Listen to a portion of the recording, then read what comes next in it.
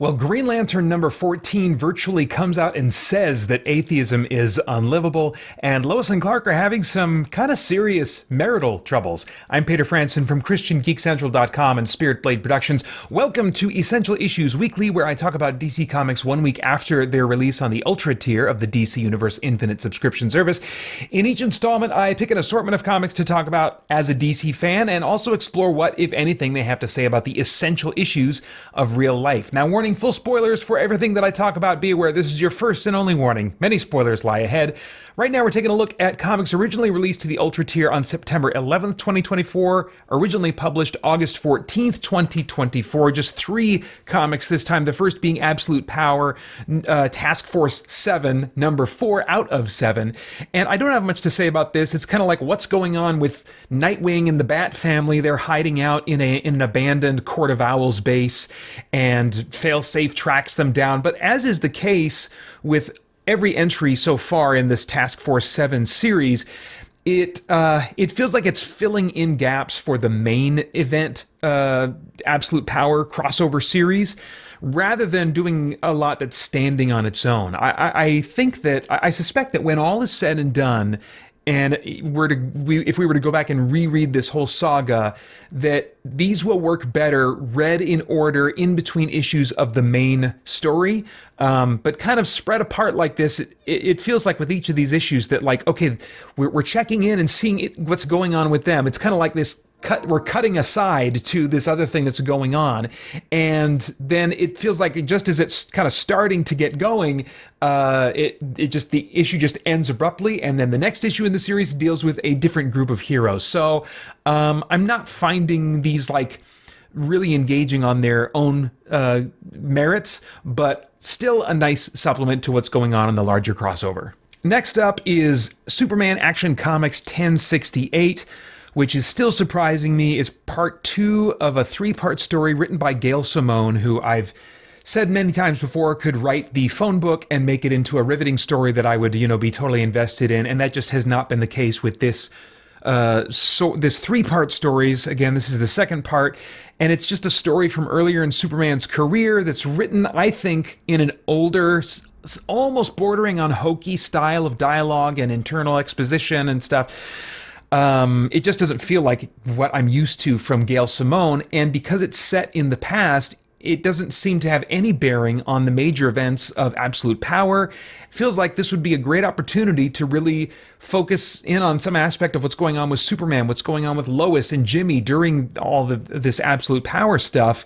But it's just totally being neglected in favor, mystifyingly, of these old stories from the past where people are dressing in retro styles. It's like, wait a minute, are we compacting time in the DC universe or not? Because this looks like she's wearing styles from the 60s. And so I don't know what to think of this.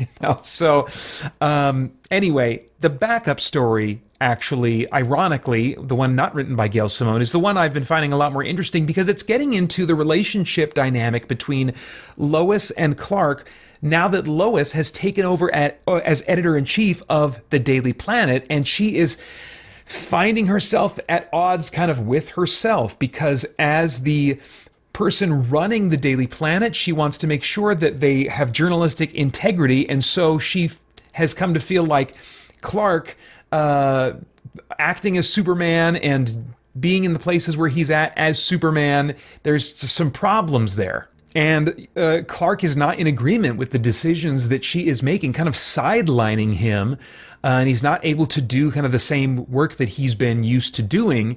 It's an interesting dilemma that I think creates some nice drama and tension in their relationship, but there's times where the logic of it kind of breaks down. I'll get to those in a second, but I do have to say I appreciate just the fact that there is some tension, some imperfection in this marriage. Of course, much like the showrunners of the Superman and Lois TV series said from the outset, the tension is never going to be about will they get divorced. That is completely off the table. But there's still such great drama that can happen in a marriage that is 100% not going to end in divorce.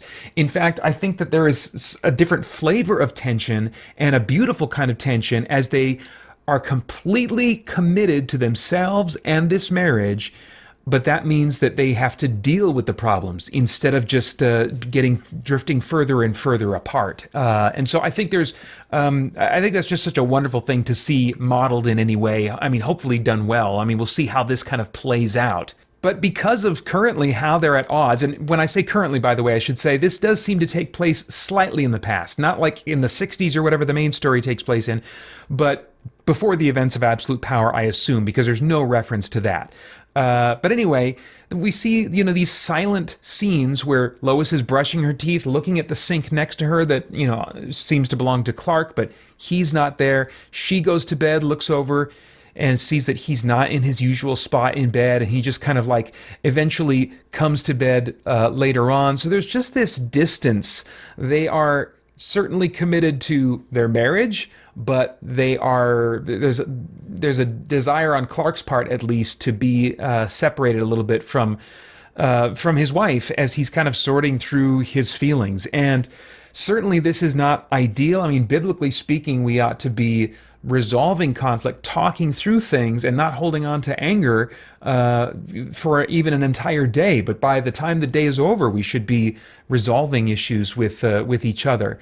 But is that always going to happen? No. And so to see that play out, the imperfection and the failure in even this idealized, at least maybe, couple of comic books is cool, because it gives them a chance to show us how a loving couple can work through these things.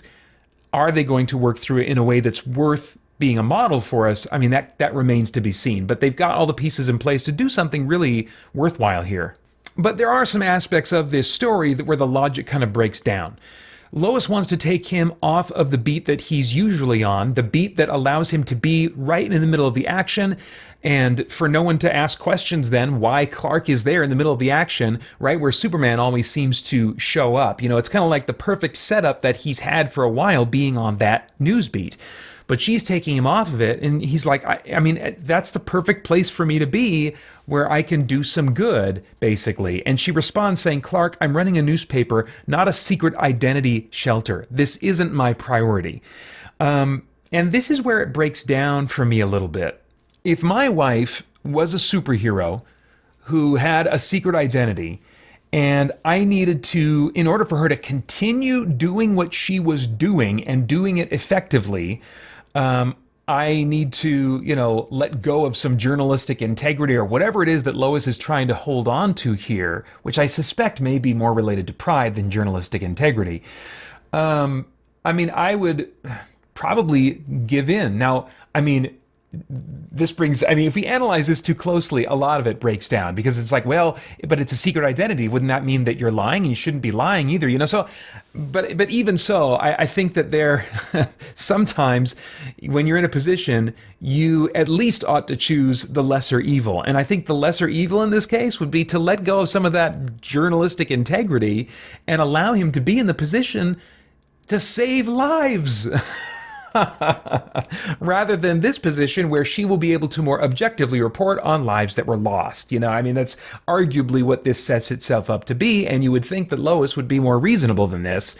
So that seems a little off to me. It seems just slightly contrived to produce tension. Again, I appreciate the tension being there, but the justification for it is falling apart for me a little bit in a scene like this. I mean, we also see her really over-compartmentalizing when she says, am I talking to my husband right now, or am I talking to one of my reporters? And he says, very sensibly, I'm your husband and one of your reporters. And Superman, always. I don't stop being one when I become the other. So he's trying to live a fully integrated life as much as he can.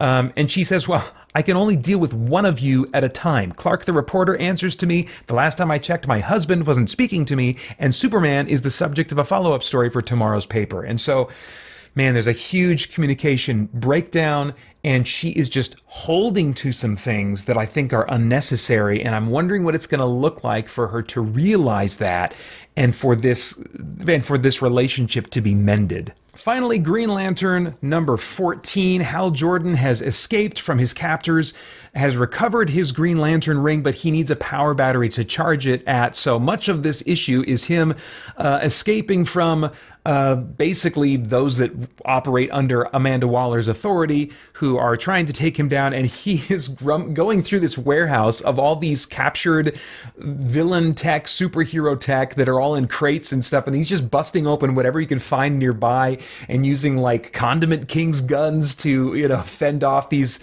security robots and whatever, or like soldiers or whatever the crap they are, you know. So I mean, it's got some fun and humor to it. It's a little bit ridiculous, but not played up too much for laughs. I mean, like the Condiment King thing, if you would have leaned too much in the direction of those types of gadgets, then it would be, you know, I'd lose my patience with it in that regard. But he does get a few weapons that are actually kind of useful, but still funny in their own way. So I've been enjoying this issue. But the standout moment is a philosophical one, as Alan Scott has given himself over to be captured, and the Amazo android that captured him stole his power. But as we saw, let's see, I don't think it was the last issue of Green Lantern. I think it was the last issue of Absolute Power Task Force 7. Where and I believe Jeremy Adams, who writes Green Lantern, was also writing that story. Anyway, it was interesting because the Amazo android started exhibiting evidence of having free will because he absorbed all that Green Lantern energy, which that part of the spectrum is will.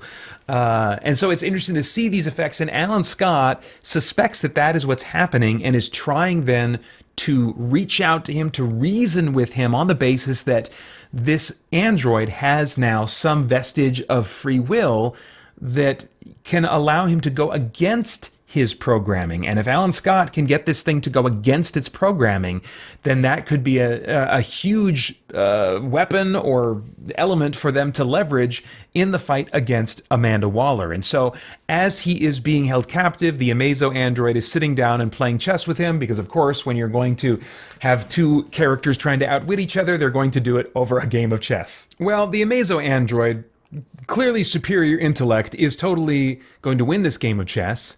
And tells him that, Alan, you're going to lose this game in 3 moves. You might as well just give up. And Alan says, I figured 4, but you'd know, wouldn't you? And the Amazo android says, yes. If you knew you would lose, why do you play? And Alan Scott says, because sometimes there is joy in the game, in making your own choices. To which the Amazo stares at him for a moment and then replies, choices are merely pre-programmed responses. Now, this is kind of getting to the heart of what I was seeing last time, that like, okay, is the idea of free will going to be reduced to programming? That was the language that it was leaning toward and leveraging when we last saw these two characters interacting. But there does seem to be a shift here in kind of a presentation of the philosophy of what free will is. And it happens in Alan's response to that. So again, the Amazo android says, choices are merely pre-programmed responses. Alan says, if that is true, then nothing in this universe matters. But I don't believe you believe that, or you wouldn't be here playing a game with me.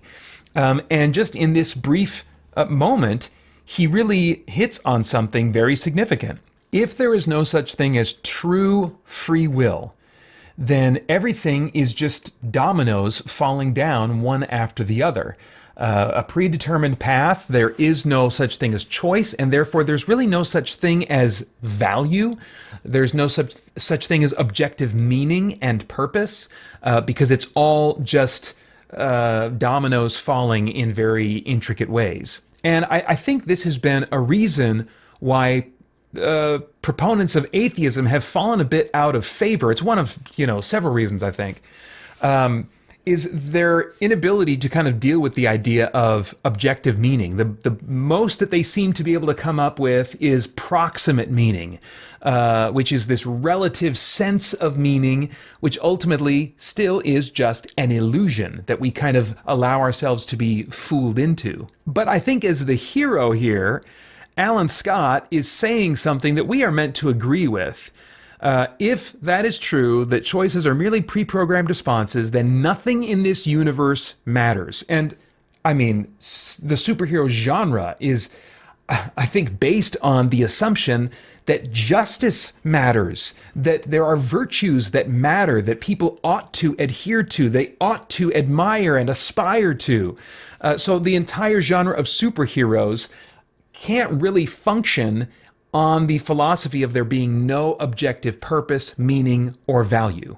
So he tells the Amazo android that, like, nothing matters, and I don't think you are ready to live like that.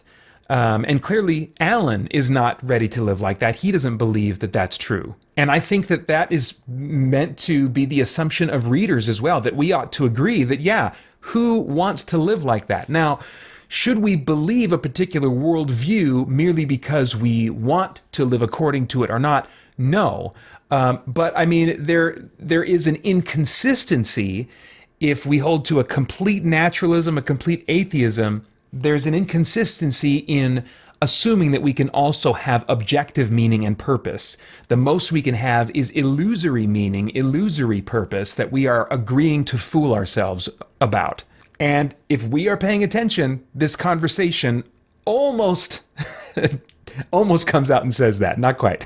But anyway, I found that very striking. Overall, though, I have to say I chose the red ring this week, which normally is the emotion of anger or rage or whatever. And I'm not feeling angry, not feeling ragey at all. I was like, what color ring is impatience?